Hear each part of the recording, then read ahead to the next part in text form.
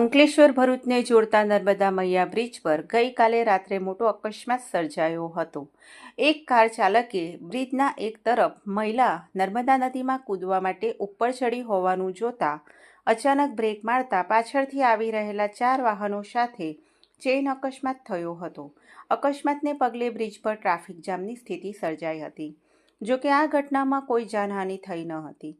ઘટનાની જાણ થતાં જ પોલીસ કાફલો તાત્કાલિક ઘટના સ્થળે પહોંચ્યા હતા। પોલીસે અકસ્માતગ્રસ્ત વાહનોને ખસેડી વાહન વ્યવહાર પુનઃ શરૂ કર્યો હતો। નોંધનીય એ છે કે નર્મદા બ્રિજ પર અકસ્માતનું પ્રમાણ વધી રહ્યું છે। પોલીસે બ્રિજ પર વાહનો માટે સ્પીડ લિમિટ નિર્ધારિત કરી છે। આમ છતાં વાહન ચાલકો દ્વારા નિયમોનું ઉલ્લંઘન કરવાને કારણે અકસ્માત થઈ રહ્યા છે। ત્યારે સુસાઇડ બ્રિજની છાપ સાથે હવે અકસ્માત ઝોન પણ બ્રિજ બની રહ્યો છે।